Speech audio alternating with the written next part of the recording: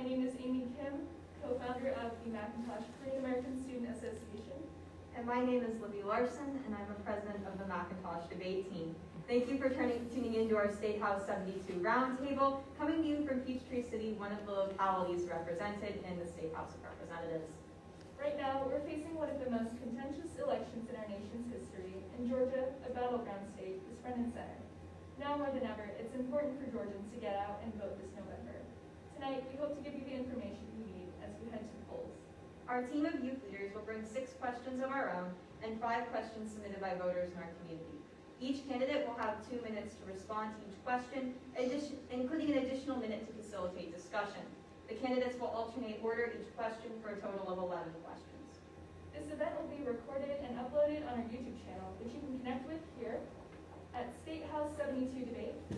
And before we begin, we'd like to take a moment to acknowledge the gracious support of our community, which we could not have done this without. First, we'd like to thank the City of Peachtree City, especially our Recreations Program Manager, Ms. Kathy Wilder, who reached out to us and helped us facilitate this ambitious event. Thank you for your continued support of the youth in our community, and it has been an absolute honor to get to work with you. Next, we'd like to acknowledge our wonderful panel of moderators behind us. It's been so incredible to work alongside these outstanding student leaders, and in just 3 short weeks, we were able to put together an evening that exceeds any expectations. And to our viewers on Facebook and YouTube, thank you for your enduring support, and we hope you enjoy the debate. And your viewing of this video would not be possible without Elijah Smith, so a huge shout out to him for manning the cameras, the timer, and all of our technical work. And without further ado, we'd like to introduce our candidates who have been so kind as to share their time with us tonight. On the right, we have the incumbent Representative Josh Bonner, and on the left, we're joined by Mr. Fred Rovner. And seated at the table in the center is our co-panel of moderators who help bring this visionary idea to life. Hi, my name is Lydia Dolly, and I'm the co-president of the Washington's Black Student Union. Hi, I'm Talise Redout. I'm the co-founder of #Stay Conscious Media and #Stay Conscious in Macintosh High School. Hi, I'm Harrison Barrow, Vice President of We the People. Hi, I'm Timothy Malone, co-founder of Stay Conscious Media and Stay Conscious Club.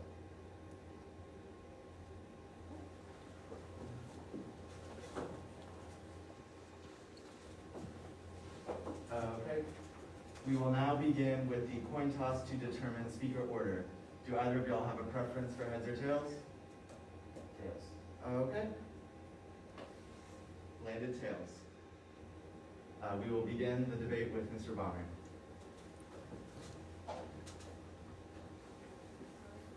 We're gathered here tonight in preparation for the upcoming election for the State House in November.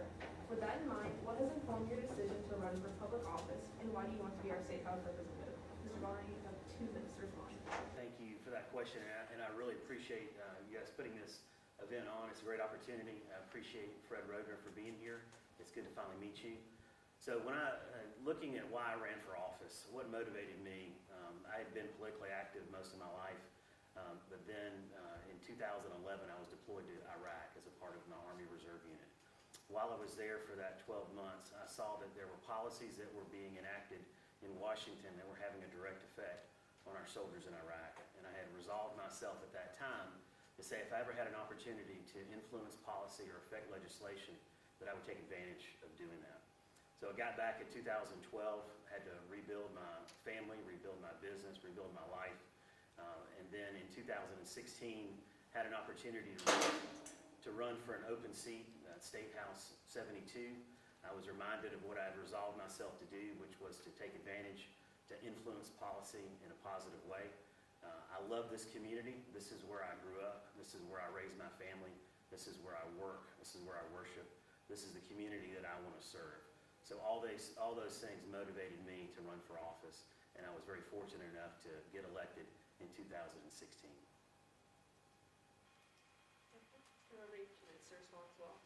Yeah, my name is Fred Rovner, and I want to thank the students and Mr. Bonner for coming to this event. This is democracy in action, and I think everybody is entitled to see who's running for office. These people seem to forget that the state and local governments have much more to do with your day-to-day life than anything at the federal level.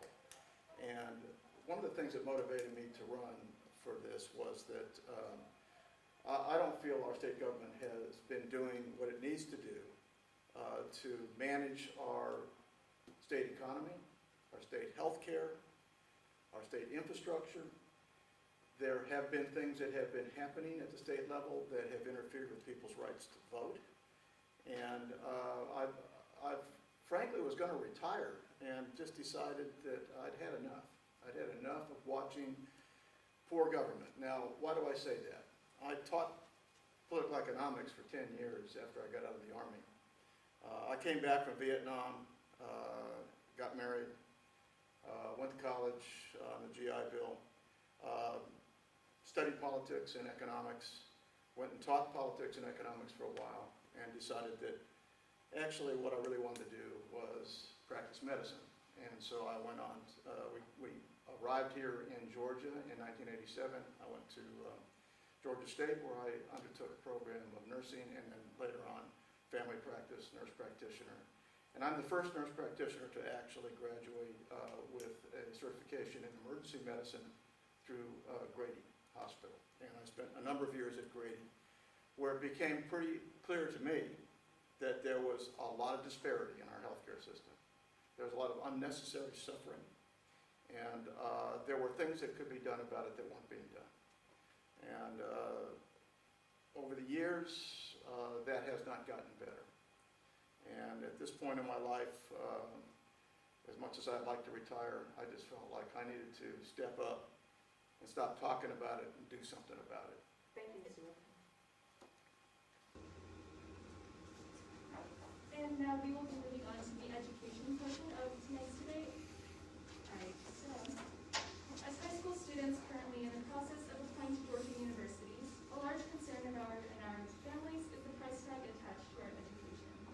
So recently, Georgia has considered moving the Hope Scholarship from a merit-based system to a needs-based system. What are your views on this shift? Mr. Rovner, you have 2 minutes. I like the Hope Scholarship. My daughter went to UGA on the Hope Scholarship. She is now a doctor of pharmacy and a senior. I like the Hope Scholarship. Clinical pharmacist. My daughter went Mars to Healthcare UGA System. on the Hope Scholarship.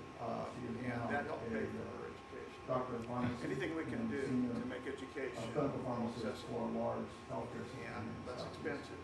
And it's that a helped step pay in the for right her direction. education. Not just for the Anything we student, can do not to make just for the university education system, more accessible but we need to start and training less our expensive. own homegrown Is a step in the right direction.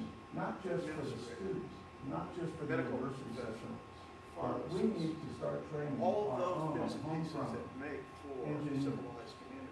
administrators, If we medical think we can rely on importing them, pharmacists, all those bits and pieces that make for I a think we need to civilized not community. only improve If secondary we, education, if we think we can rely on importing them, complete high school, we we're also being need foolish. to find ways to make it I think we need to not only for our improve best secondary writers to go education on and and get the training and opportunities for education people they to need complete high to school, be able to but we combat also need and to find ways administer to make and it provide possible services for for the rest our of the best and brightest to go on and get the training and education they need. Mr. Bonner, you have 2 minutes starting now.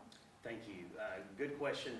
I don't believe in moving the Hope Scholarship to a needs-based. It's currently a merit-based, which I support, and I fully support the Hope Scholarship. The cost of tuition is certainly it's incredible. We've got 2 in college right now, and we definitely understand that. I know you said you're applying to colleges in the Northeast, and definitely those schools are expensive once you have to factor in out-of-state tuition. So I'm very proud of the way that Georgia has maintained the Hope Scholarship and made changes over time to secure that and to shore up that scholarship opportunity. I'm also very proud of what Georgia has done in terms of dual enrollment. That's one way to reduce the overall cost of a university education by allowing students that are in high school to take college level classes. And one thing we were able to do this past session was to basically save the dual enrollment program. House Bill 444 allowed us to shore up that program, reduce the number of hours that were available to students, move it to, it was only available to 11th and 12th graders, but available to 10th graders if they pursue some technical training, which is certainly a big component of it. But by doing that, we were able to save that dual enrollment for the long term. because under the current trajectory, it was becoming untenable from a financial standpoint. I believe we also need to make technical education more available. In the state of Georgia, we do a pretty good job of making technical schools available to a wide range of students in a wide range of occupations. Because there are some students that don't really need to go on to get a 4-year liberal arts degree in order to go into the workforce. It doesn't matter what industry you talk about here in Georgia, every industry needs workers. And a majority of those jobs are technical in nature, whether it's welding, plumbing, heating and air, electrical, these kinds of things that allow individuals here in Georgia to make a great income. So we need to encourage more technical training and to definitely make sure we do whatever it takes to shore up Hope Scholarship long term. All right, thank you, Mr. Bonner. I guess for the 1-minute rebuttal period, I just had a follow-up question. So recently I was reading an article, and on that kind of basis of keeping Georgia's students in Georgia and making education affordable, I recently read about a new bill that would, I guess, require Georgia public universities to accept up to 90% of its early applicants, or in-state applicants. So what are your kind of views on that? B or Mr. Rovner? Oh, just anybody. It's open. We're trying to be polite. Of course.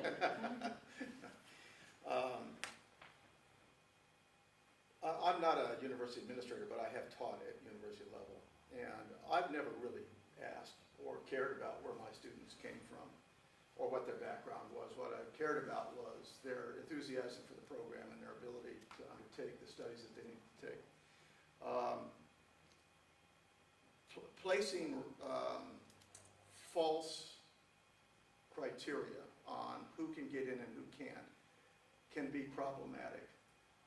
What I want to do, what I would encourage our state government to do is to open up education for as many people as possible, to make it as inexpensive as possible. In fact, I would be very much in favor of making a 4-year degree on the house.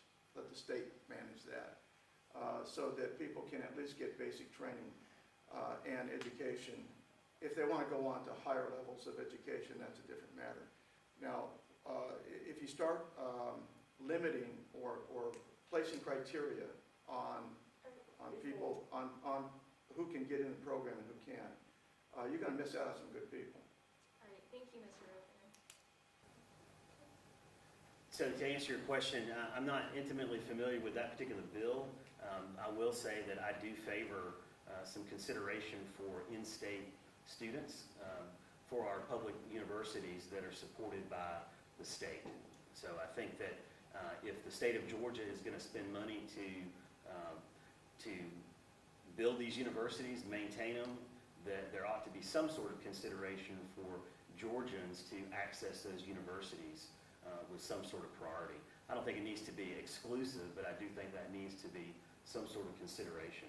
Of course, we also have a lot of private schools here in Georgia that would not apply to, that are open to anybody and can make their own decisions based, how they see fit, which I think is perfectly fine. But for those public universities that the state of Georgia supports, I think there should be some consideration for in-state students. All right, thank you, Mr. Rovner. Tonight, we're here as a group of students interested in government and politics. In many congressional offices around the state, we see opportunities dedicated for students, whether those be internships, shadowing, or school visits. If elected, how will you commit to actively engaging young people on the local level? Tonight, we're here as a group of students interested in government and politics. In many congressional offices around the state, we see opportunities dedicated for students, whether those be internships, shadowing, or school visits. If elected, how will you commit to actively engaging young people on the local level? Mr. Bonner, you have 2 minutes. So great question. I'll give you one great example. Yesterday, I had the opportunity to spend 3 hours over at McIntosh High School in Ms. Nuremberg's law class, talking to 3 different classes about how a bill becomes a law in Georgia, and to discuss current issues, talk about government, talk about experiences campaigning, basically anything those students wanted to talk about. That's the second time that I've had that opportunity to do that kind of engagement, and I absolutely loved it. It was 3 hours that was incredibly well spent, and I hope, hopefully the students got something out of that as well. But I think we do need to engage more at that level to make sure that not only those students understand that we care about them and their education, but also that our students understand some things regarding civics, what each level of government does. And sometimes when you're just learning that in a textbook, it's kind of hard to comprehend, but engagement with local leaders, whether it's the mayor, city council, county commissioner, or in this case, a state rep, I think that's valuable time that we need to spend with those students.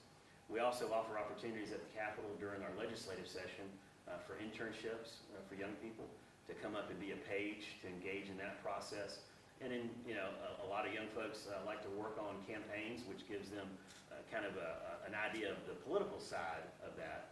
But also there's a lot of great opportunities at the Capitol during session to intern and to be a part of that legislative process. Because I do think it's so important for our young people to engage at that level at this point in time, because these kind of things lay a good groundwork for what you do beyond that. So when you go off to college, I think it may help determine your major, the career field you go in, the area that you want to go into, the area that you want to live in, all those kind of things.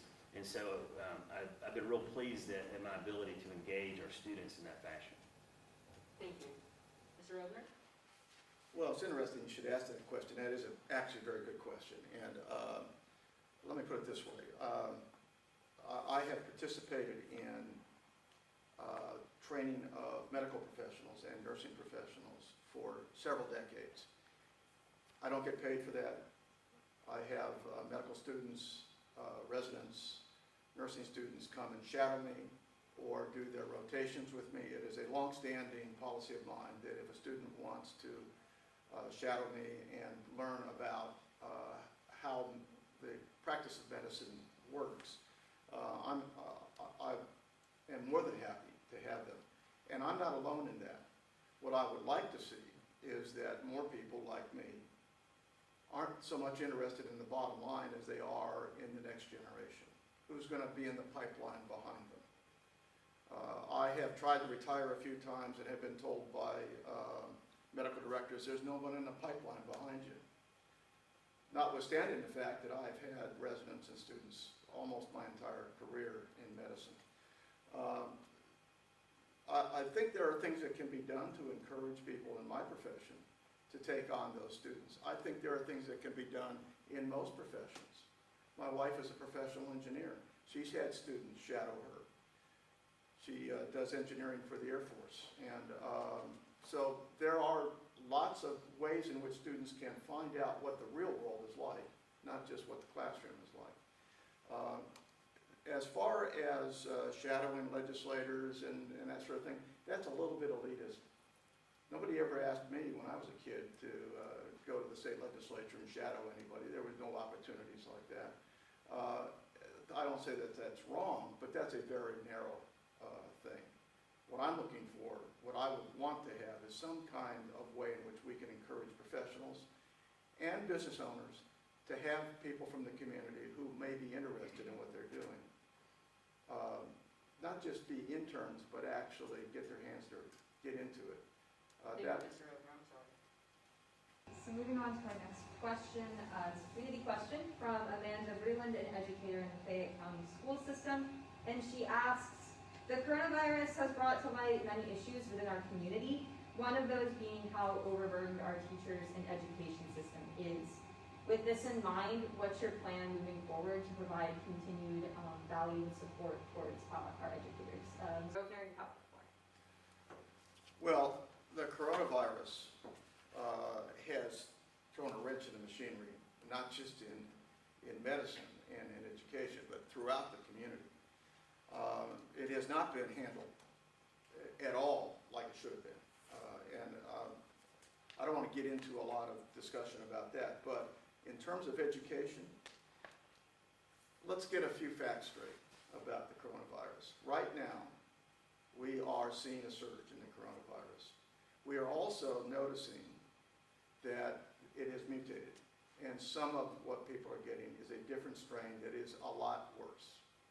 We're also, anybody who knows anything about infectious disease knows that if the infection rates, if you're testing people and your rate of infection is greater than 5%, you better clamp it down or it's going to get out of control. Our infection rate in this state today is 9.5%.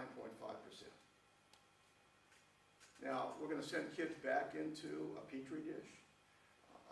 Frankly, what the state government has done by requiring kids to go back to school is they're placing a bet. And the kids are the chips. They're betting that not everybody's going to die from this, that the kids aren't going to get sick in massive numbers. Well, that's not true. They are going to get sick. It's not true that younger people don't suffer from this. I have intubated people in their 30s. And I'm telling you right now that we don't know this disease. We don't know its natural history. We have not had enough experience with it to know whether or not there will be ongoing problems later in life for people who have the disease, recover from it, and then later on develop problems with their kidneys, their heart, or their lungs. So my view of that is until we know more about this disease, we had better be very careful, especially with our most precious assets, our students. I think that teachers and students need a lot more protection than they're getting. Thank you. Well, thank you for the question. I definitely think that one of the things that this pandemic has highlighted is just what kind of heroes that our teachers are, right? So I've got a daughter who's a senior at Whitewater High School. I've got a daughter that's a 7th grader, and I've got a kindergartner. And we are seeing firsthand how this plays out in terms of education and engaging with teachers. They're not just doing the in-class instruction, but some of them are having to pull double duty with online instruction. And I think we all know how challenging that is for both teacher and student. So there's no doubt that we are in a difficult circumstance here. I believe that the Fayette County School Board has done a good job in charting those waters. The state of Georgia has allowed the school systems some flexibility to make those choices. Board of Education here in Fayette County had adopted a red, green, yellow methodology where it allowed some hybrid in there of online instruction and in-class instruction. And right now they're transitioning back to everybody in brick and mortar, with the exception of those that had already gone virtual. I think that they're making wise decisions. They are following the data, whether that data comes from the state or whether they're gathering that data themselves, which I've been told that they are. So I think they're making some of the best decisions that they can. I definitely think that there may be a point at which we have to go back to all virtual. There's certainly a possibility of that. But in this instance, I fully support our school board in the decisions that they're making at the local level in regards to our public school system. Thank you. Can I make a quick comment? Yes. I think our state needs to demand more funding from the federal government so that people can go back to school safely. Not only in the public schools, but private schools. We need to have the ability to protect our students, protect our teachers. That's not cheap. We need to also have the ability to have people continue with their education virtually. And that's also not cheap and easy either. A lot of our rural students don't have that opportunity because they don't have broadband. They don't have any access to the internet. So now we've got two classes of students, those that are going to go on with their education because they live in communities where they can have access to the internet, and those that are going to miss a year or two because they don't. That's not only not fair, we're shooting ourselves in the foot. We need those people to be educated too. Mr. Bonner, to respond? Sure, I would just say that, to my knowledge, the Fayette Board of Education has not made any request for additional funding from the state or from the federal government. So I would assume that they've got the resources they need in order to provide that education. I know that in regard to the private schools, my two youngest children go to a private school. We're able to operate and adopt protocols that allow our children to get educated in the classroom. So every school has these protocols that they're operating under. To my knowledge, the Fayette County Board of Education has the resources it needs in order to make those decisions. I certainly have not heard anything to the contrary. So at this time, I think that we are certainly doing well, but there's no doubt we need to do more. And if it is a question of money, then I say we provide that funding. But at this point, I don't believe it is a question of money. And now on to the healthcare portion of the night. Recently, the filmmaking industry has begun to discourage relocation to our area as a result of the state legislature's passage of the Heartbeat Bill. Is this a piece of legislation we should reconsider? Mr. Bonner, you have 2 minutes. Well, thank you for the question. Number one, I'm one of the co-sponsors of that bill. It's the Living Infants Fairness and Equality Act, and I was very proud to co-sponsor that bill. Currently, even though the governor did sign it into law, it's been challenged in federal court, so at this time, it is not active, it's not law, essentially, that it is yet to be adjudicated. In regards to the film industry, they have not pulled out of Georgia, and they have not stopped operating in Georgia. In fact, our studio here locally, Pinewood, which is now Trilla, is doing great. They're full. They're booked up for the next foreseeable future in motion pictures and with streaming content that they're filming there. So it is a fallacy to say that these studios have pulled out as a result of that legislation. In regards to that legislation, let me just say the Living Infants Fairness and Equality Act is a bill that's meant to protect our most vulnerable population. It seeks to find that balance between the situation that women often find themselves and the balance to protect life. What that does is it says that at the presence of a viable heartbeat, you cannot perform an abortion. It treats that baby in the womb as the same as it would outside the womb. It gives it the protections of being able to get child support from the father, being able to get counted in terms of your taxes as a dependent. So it does all these things to treat that child the same in the womb as outside the womb. So I was very proud of that legislation. I was very proud that we were able to get it through. And again, it is a difficult subject area, but it's one that I think that this bill addresses, and it provides the option to provide safety and protection for our most vulnerable population. Thank you, Mr. Bonner. Mr. Rovner, you have 2 minutes. Well, I agree with Mr. Bonner in terms of that is a difficult area to discuss because people's emotions and people's personal beliefs kind of oftentimes cloud the discussion. Let me preface my answer by saying that this state does a very poor job of protecting our most vulnerable and our weakest. We have one of the worst infant mortality rates in the world, not just in this country.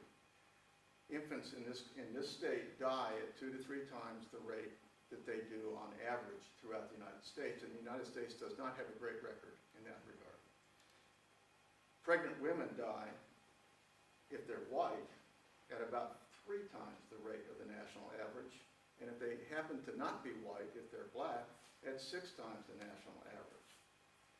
I don't think the heartbeat bill does anything to address those problems at all. I practice medicine. It's been my view that people who don't know anything about medicine should not be interfering in people's medical care. My view is that a woman's health care is a matter of best left between her and her provider. And I don't think the state has any business dropping in and deciding what's best for individual women or their infants. So having said that, the heartbeat bill is not science, and it doesn't necessarily protect anybody. We could talk about the necessity for abortions. There are some times, many times, when women need to have an abortion or they're going to die. That heartbeat bill, the way it is written, might well preclude that. And secondly, if you want to talk about abortion, about 2/3 of all potential pregnancies end in spontaneous abortion, sometimes called miscarriage. Anyway. Opening up with I would like to continue with a follow-up question. Mr. Rovner, you talked about high infant mortality rates in the state of Georgia, and along with abortion rates. Do you think that a better solution would be for Georgia to move to kind of a more progressive sex education program in our schools rather than abstinence-based teaching? Well, ignorance is always the enemy of the good, okay? So anything that is science-based and provides information for people is probably a good thing. But there are lots of reasons why we have such a poor record in terms of infant mortality and maternal mortality, some of which has to do with lack of services. We have 159 counties in this state. About half of them don't have an OBGYN. Many that do have only one. We have closed 9 of our rural hospitals. There's one that closed today, the Southwest Regional Medical Center down in South Georgia, closed today. These are places that women and other people in the community could go to get health care. We don't provide for postpartum care for many women. And we don't provide for prenatal care for many women. I see people all the time who have delayed getting care. Excuse me, Mr. Rovner. Yeah. Would you like to make a statement? No, Oh, okay, continue. I'm sorry.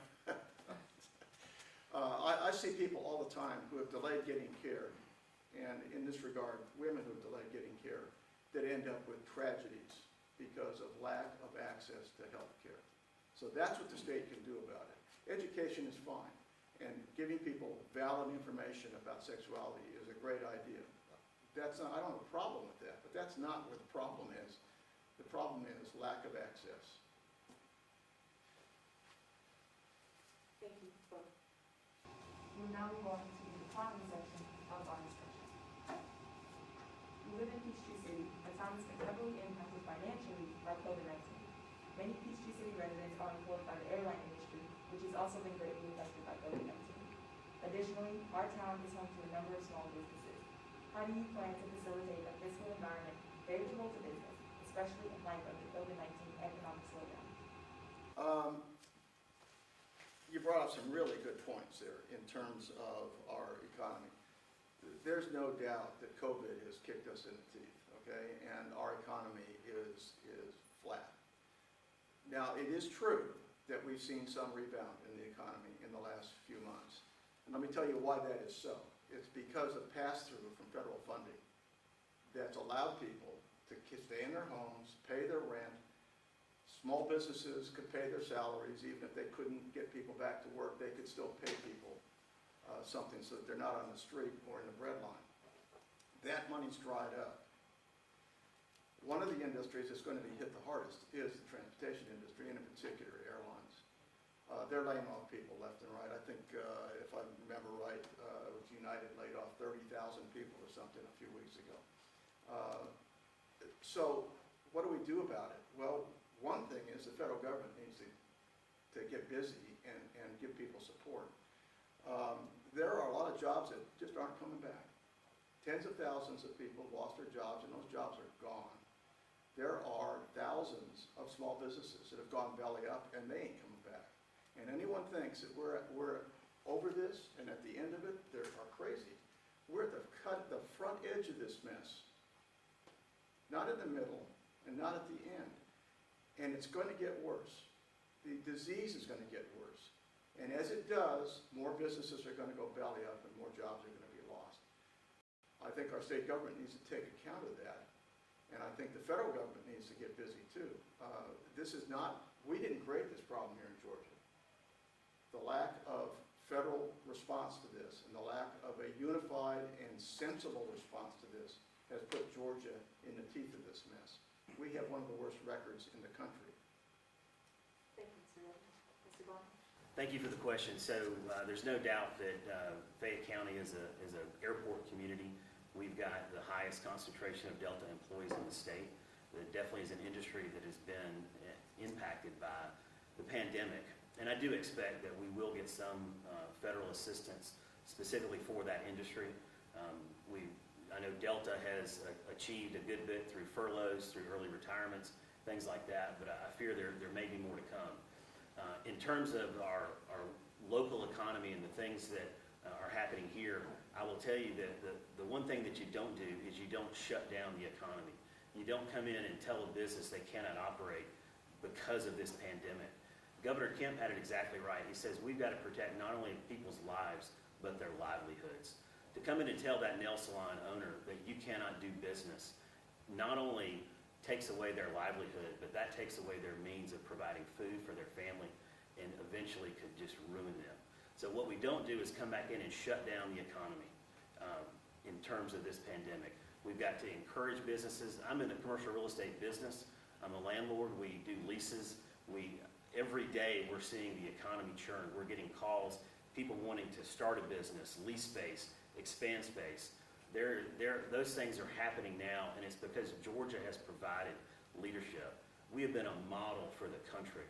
Georgia did not shut down their entire economy like some of these other states did. We're seeing places like California, New York, places that are poorly run, that are going to look to the federal government for a bailout on the backs of states like Georgia, who did exactly the right thing by protecting people's lives and their livelihoods. Thank you. We'd like to open the floor for a 1-minute rebuttal period, if either of you would like to take that. Do you want to go first? I don't want to rebut myself.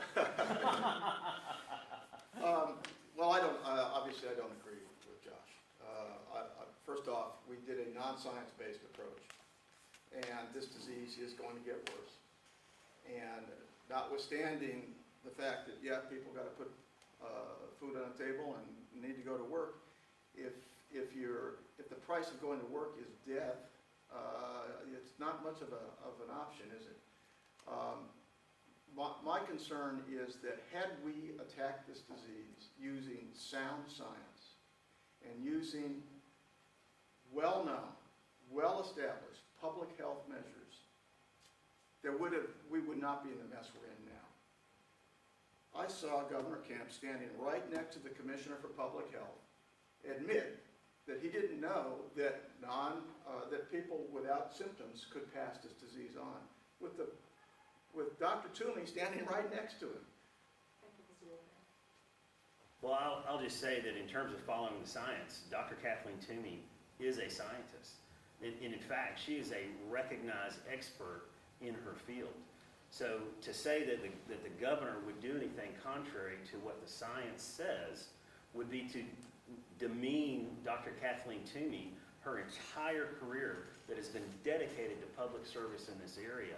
And so to say that the science was not followed, I believe is a bit inaccurate. Georgia has absolutely led the way in this recovery.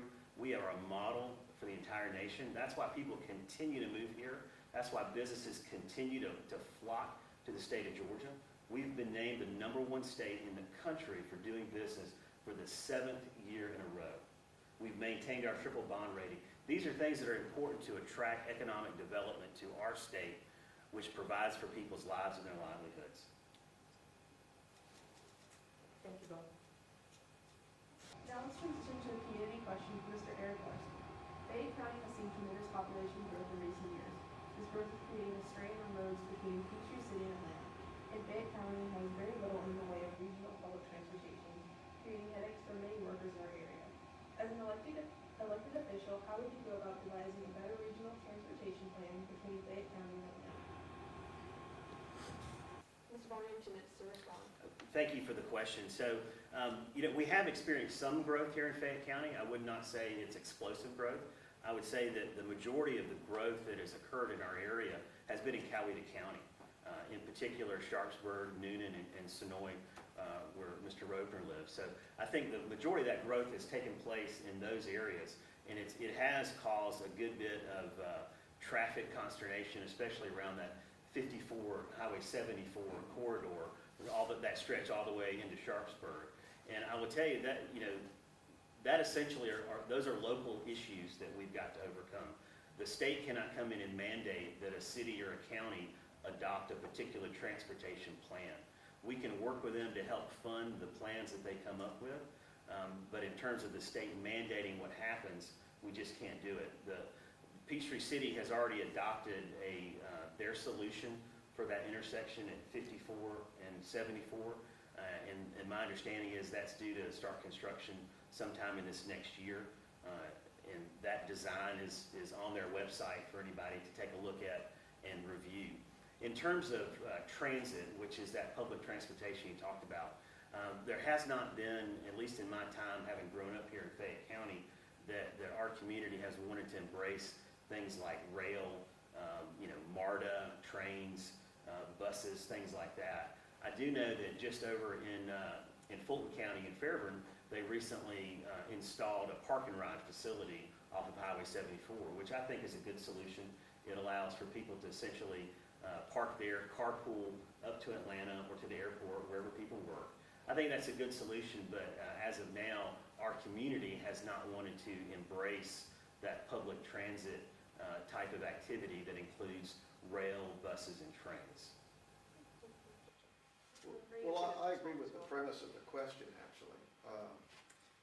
There has been population growth without subsequent commensurate improvements in our general transportation system. I noticed I commute a lot. I work up in emergency departments and clinics up in Gwinnett County and DeKalb County, places like that. And there was a time when the commute was awful. Back last year, this time, commuting up there, especially during rush hour, you just never knew when you were going to get there. Since COVID came along, and since we've had some limited shutdowns, actually transportation's been a lot better. I can make a high-speed, full speed effort to get all the way up to Stone Mountain, in under an hour. So that tells me that once we get our economy back and once this disease is behind us in 2 or 3 years, whenever that is, yeah, we're going to need to do something about improving our 20th century infrastructure and bringing it into the 21st century. So the state government needs to be involved, but that is, Mr. Bond is quite right, that is a local government issue as well, because most of our streets and roads are county or city managed. It's only the state highways, maybe some of the interstate system, that really the state has any direct say in. So we need to canvass those communities to find out what their needs are, and we need to develop a regional transportation plan, which might include light rail, or might include buses, or might include park and ride kinds of things. My wife used to use that for some time when she commuted from here up to Buckhead when she worked in an engineering office up there. So there are lots of solutions. So several years ago, the legislature created what's called the ATL, and it's basically a means for all of the transit authorities within the metro area to collaborate on transportation projects that would impact a region. So that allows some focused planning for various regions throughout the metro area, and also allows for methods for funding. For instance, if 2 counties want to go in together to create a transportation plan and fund it, they have the opportunity to basically do similar to a SPLOST or additional tax on that population in order to fund those projects. So the ATL is meant to be that regional kind of transportation authority to look at those projects, because not only are we going to have an increase in people in the metro area, but with the deepening of the port in Savannah, we're going to have a lot of semi-tractor trailers coming up with cargo through, presumably through Atlanta or around 285.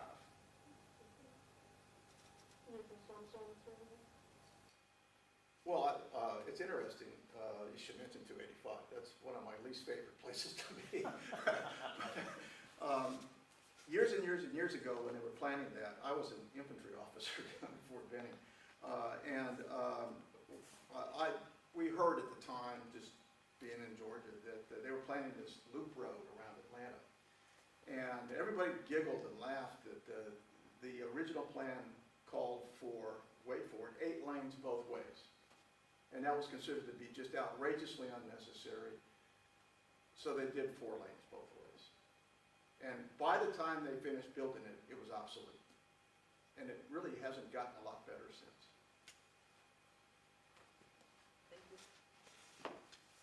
And our last question in this section is a community question from Mr. Brandon Cummins. This region has been an area hallmarked by high-performing schools, housing positive economic growth in both small and large businesses and low crime rates. Given the estimates over the next decade for large population growth in the metro Atlanta area, how will you work to maintain the high quality of life in this district while also dealing with the problems brought by rapid population growth? Right, Mr. Ruffin? I like this area. We moved here quite deliberately. We had, when we first moved, when my wife and I and our child moved back to the United States from Australia, we lived up in Gwinnett County, which was, nice. It's okay. I'm not going to badmouth Gwinnett County. But we had relatives that lived in this area, and we were attracted to it. This is a nice area, nice people, but it's changing. And I think some of the older residents are not going to like the change. But as populations increase and as the kinds of activities that are attracted to this area change, it's going to change the nature of the area. I think we need to learn to roll with the punches a little bit. And we can't make this place be as it was 30 years ago. We can't keep it the same as it was 50 years ago when it was first planned. It's not going to stay the same. Let's get realistic about it. And let's do a 20 or 30-year plan to take account of those changes. If we don't include people, they're not going to have a connection to the community. So we need to include all of our communities, not just the special people or the people that are born and raised here or any of that. We need to include everybody. And we do that in lots of ways. And one of the ways we can start is making sure everybody can vote. All right, thank you, Mr. Ruffin. Well, thank you for the question. When I came off active duty in the Army, this is where we could have moved anywhere in the world. And so this is where we chose to move to. This is where we're choosing to raise our family, run our business, and worship and serve in this community. So it's very special.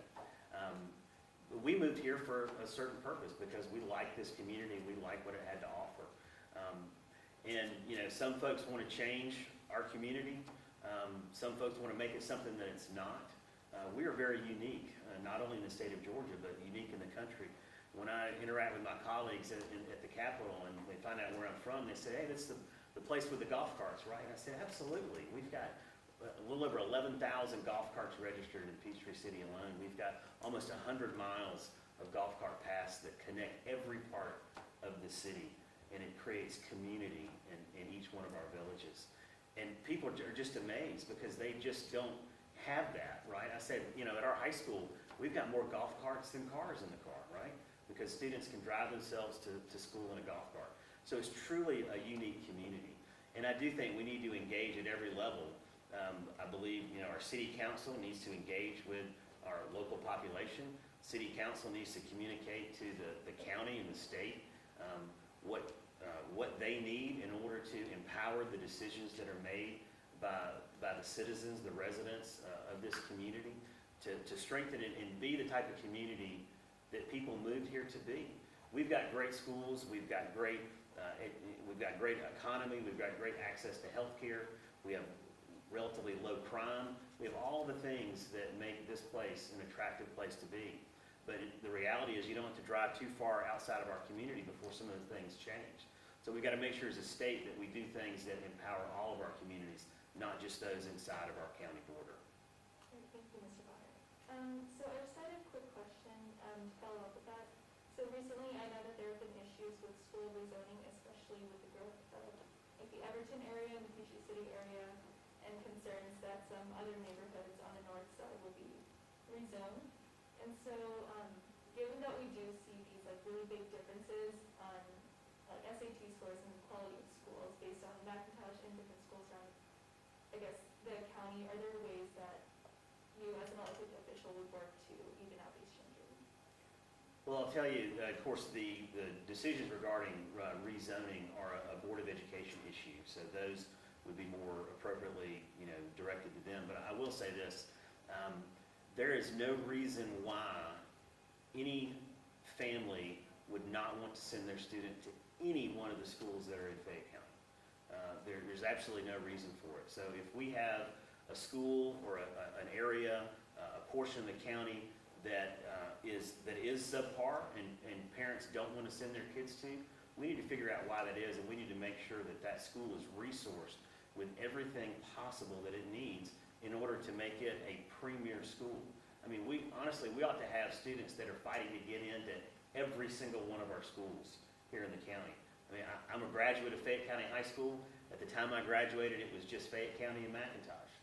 Since that time, we've added more high schools, we've added more schools across the board, and I'll tell you, all the ones that I've been to, and I've been to just about every school in Fayette County, we're doing great things, and each one of them seems to have something unique to offer, whether it's a certain special set of classes or a sports program, things like that. So I think we need to encourage that, but if there's any shortcomings in any one of our schools, regardless of what the demographic or income level is, we've got to make sure that that's addressed so that each one of our schools is a premier learning opportunity. Thank you. Mr. Rovner, would you like to respond?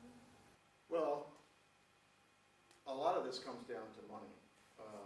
It's not I agree. We have pretty good schools in this district. There are other parts of the state that have pretty good schools too, by the way. And we should take some pride in those schools. My concern is that there is on the ballot, and Josh knows this because he put it there, on the ballot right now a measure to restrict funding to our schools that will, in effect, over years, probably cost the schools, our public schools, a lot of money. It's estimated perhaps as much as $2 million a year. Now, I haven't looked at all the economics of that, but it's a measure, it's a House Bill 1166, and it was put on as a referendum to limit the amount of finance that the school district could get from property taxes. Now, it is true, you can change the millage rate and reboost that funding, but the real problem here is that what it's going to do is pull money away from the very places that we've all agreed we ought to be proud of. And if we have failing schools, they need to get support. So putting something on the ballot that's going to pull support away doesn't seem to me the right approach to supporting our schools. We place a referendum on the ballot that allows every voter in Fayette County to make a decision. I can't think of anything more democratic than that, allowing every voter in Fayette County to make a decision regarding property tax. There's no doubt that we pay a high price when it comes to property taxes in Fayette County. What this measure does is it would cap the assessed value on that portion that goes to the school tax to cap it at no more than 3% or inflation, whichever is less, from one year to the next. Now, it doesn't preclude the Board of Education from raising revenue by increasing the millage rate or requesting that an e-splosh be put on the ballot. But at some point, we have to realize that if we are taxing citizens out of this county and out of this community, then we are doing all kinds of damage to this community. And I would say that those estimates of lack of revenue came from the Board of Education. Thank you, Mr. Rovner. Can I just add one thing? All right. Our Board of Education, 4 of the 5 members of the board are opposed to this. All right, thank you, Mr. Rovner. All right, I will now start with the leadership questions. As an elected official, how will you work to improve the voting process in Georgia so that all citizens have fair and equal access to voting, while also maintaining the integrity of elections in the state? Mr. Bonner, will start. Thank you for the question, and I'll tell you, I think Georgia has done a good job and come a long way in regards to that. Several years ago, we went through a process that was federally mandated by cleaning up the voter rolls to make sure that people that moved out of state or passed away or somehow were registered twice, that we cleaned up those voter rolls. We did that in anticipation of having high turnout in our subsequent elections, which we absolutely did. And what we have seen, even in this current election, we have seen record-breaking voter turnout. Today, the state of Georgia just surpassed 2 million votes as of today, and we're still in early voting. So we are, any idea or talk about the voter suppression here in the state of Georgia, the numbers and the science just doesn't bear that out. We are doing an incredible job of making voting available. Here in Fayette County, one of the things that the county commission did at the request of the Board of Elections was to install 4 drop boxes for absentee ballots. So there's 4 locations in the county that anyone that has an absentee ballot, if they don't feel comfortable that it's going to either make it in time or they just don't feel comfortable with the postal system, they have an opportunity to go and drop that in. And the Secretary of State's office offers an opportunity through their website to actually track that ballot through the process. You can go to the Secretary of State's website, put your information in, and actually track that ballot all the way through. We have seen the turnout break records here in Fayette County. We've seen the time it takes to vote go down. In fact, when my wife went to vote this morning, 15 minutes in and out with that vote. Other than the first few days where they had some issues to work through, I haven't heard of anybody who's had to wait more than an hour in the last couple of days in order to get that vote counted here in the county. So I think that we, as a state, have done a tremendous job in making sure those elections are free and fair. Thank you. Mr. Rovner, you have time to respond? Well, not surprisingly, I don't entirely agree with Josh. Let me tell you a couple of stories that sort of highlight this. Some years ago, quite a number of years ago actually, we lived over in Moreland, which is I live in Sonoya, which is not part of this city or Fayette County, but I am in the same district. Anyway, I've been voting. Both my wife and I voted, and several times. And I got a letter, a registered letter, as a matter of fact, from the county, Quita County Voter Registration Office, telling me there was a question about my citizenship and that they were going to remove me from the voting rolls. That came out of the clear blue. Now, you know, I'm a Vietnam veteran. I have 3 Bronze Stars. I've been to war, and they're telling me I can't vote?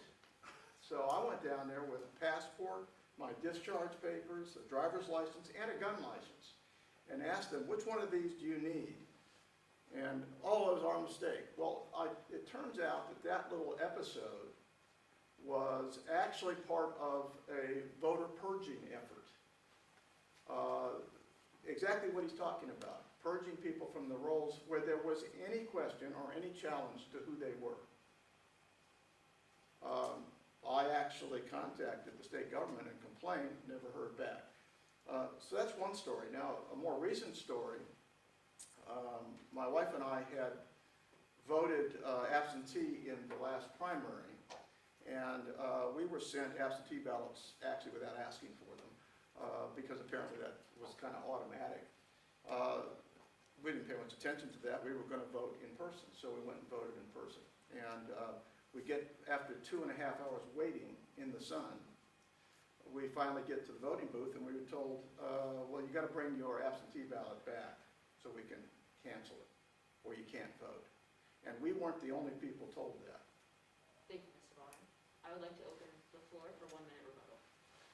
Again, I would just say that if Georgia is suppressing votes, we're doing a horrible job, because the turnout is breaking records. Now, the local governments, those local board of elections within the county actually administer those elections. So the state provides the machines, state provides the training, state provides some resources, but that local board of elections are the ones that actually set up the polling place, provide the poll workers, actually administer that election, and are responsible for assembling those votes and tabulating those votes at the county level. So I think here in Fayette County, we've done a tremendous job so far. I have not heard of a single issue in terms of any kind of violation, anybody being intimidated in any way during their vote, anybody being sent away from the polling place without providing the proper identification, things like that. So I would just say that No system is perfect, but I would tell you that here in Georgia and here in Fayette County, we're doing a pretty good job of free and fair elections. Well, not surprisingly, I don't agree. But in terms of voter intimidation, I haven't seen direct intimidation, that is armed people wandering around intimidating people. But it is pretty intimidating for a lot of people who don't have a lot of contact with government to deal with officials who can sometimes be a little bit insensitive.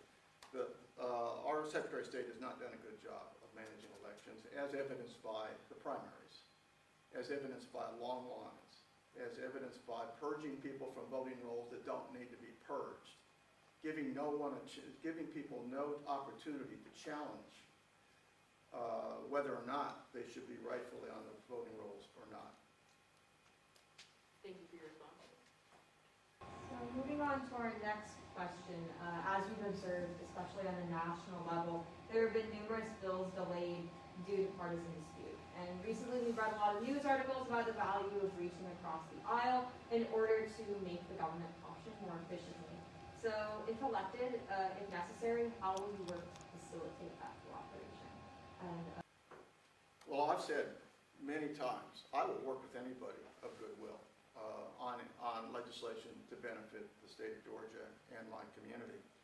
I don't curse, oddly enough, as an infantry officer. I have never learned how to do that.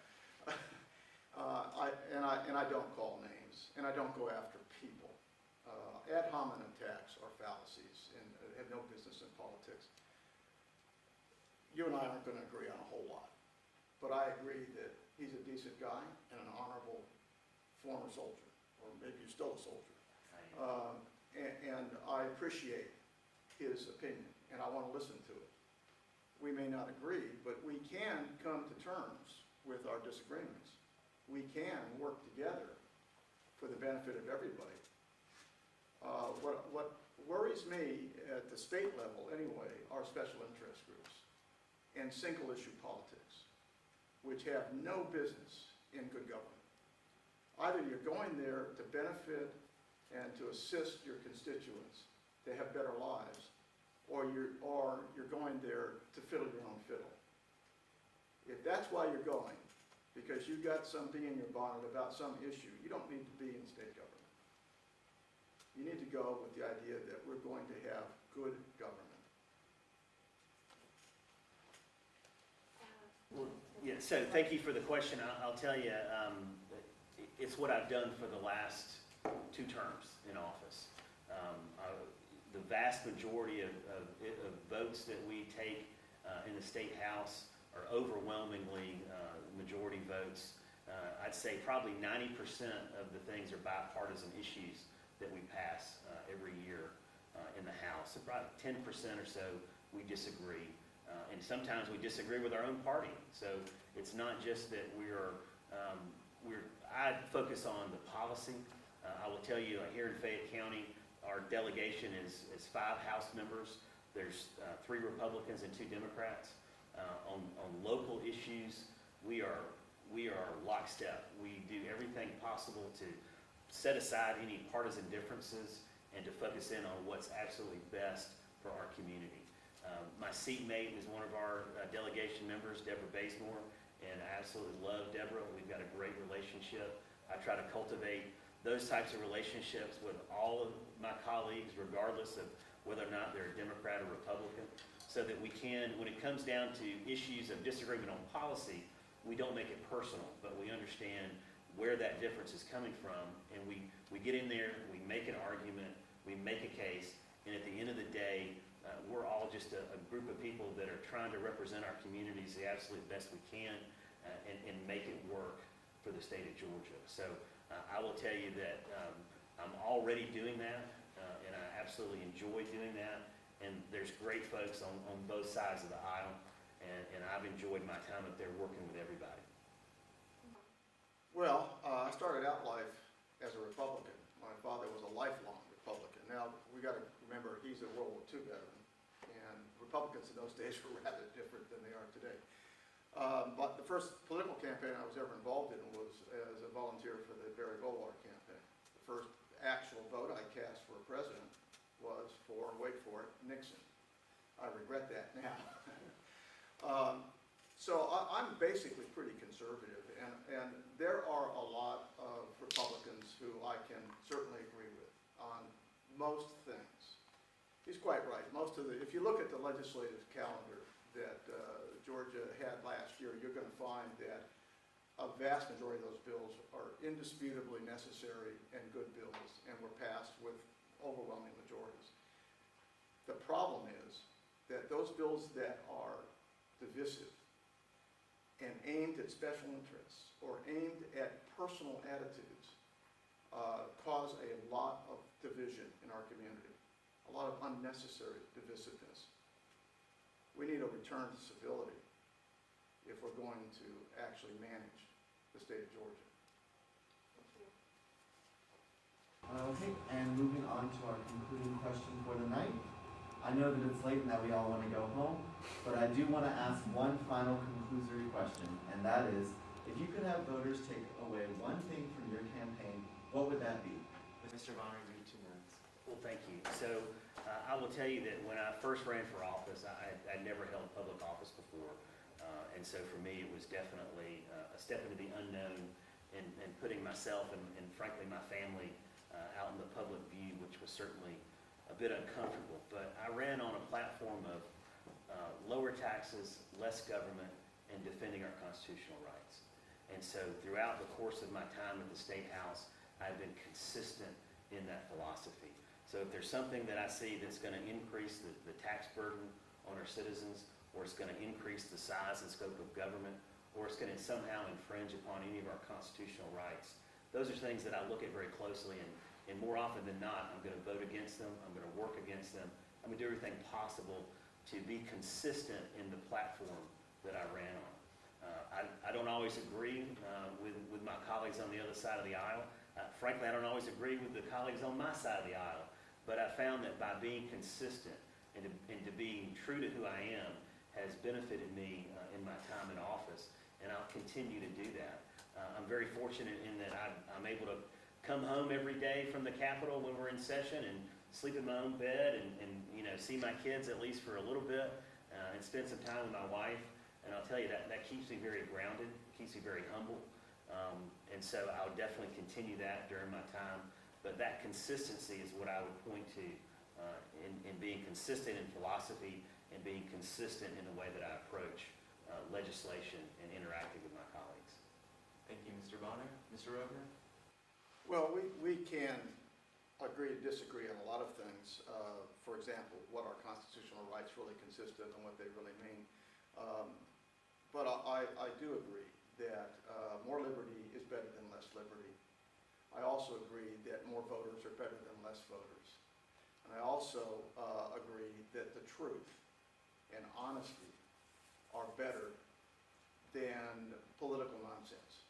And my sort of rule of thumb for my life started when I was training as an infantry officer. We had an honor code. You may be familiar with this. I will not lie, cheat, or steal, nor will I tolerate those that do. And that has been kind of the guiding light, guiding principle of my civic involvement in my personal life. One thing that you can take away from this is that I can't be bullied, I can't be bought, and I can't be intimidated. Oh, and if you guys would like to have an open discussion, you have a minute to do so. Well, I'll just tell you, again, I appreciate y'all taking on this challenge of doing a forum. I appreciate Fred for, number one, for standing for office, because I know that the first time that I stood for office, again, it was a step into the unknown, and I understand what it takes to put yourself and your family out there, going door to door, sometimes knocking on people's door, not only asking them for a vote, but possibly asking, your friends and family for money to help fund your campaign, and, those kind of things are just a little outside the norm. So I'll just say I'm just grateful to be a part of this community, to serve the community, And things like this definitely give me hope for the future of our community. And again, appreciate Fred for not only your service in the Army, but also your service as a medical professional. I know this, especially during this time, it's been double duty. So appreciate what you've done in your own right. So thank you for being here too. Well, thank you. And I agree, absolutely agree. I've seen a couple of events that McIntosh High School students have put on, and you people put us to shame. I'm really proud of you guys. So thank you for doing this for us. And our future appears to be in pretty good hands. Thank you, Bill. And that concludes our questions for the evening. Thank you both for being here. Your responses were definitely really interesting to listen to, and I think I speak for our panel and also the people watching at home that you both did a phenomenal job. And thank you to the people watching. Thanks for tuning in. And we really hope that we were able to give you a little bit more information as we move towards Election Day. And we hope that you were kind of able to get to meet the candidates and hear their thoughts on sort of Georgia's issues that we face today. Again, to view this event, it will be posted on YouTube at State House 72. So make sure to check that out, and we hope that everyone has an amazing rest of your evening and stay safe.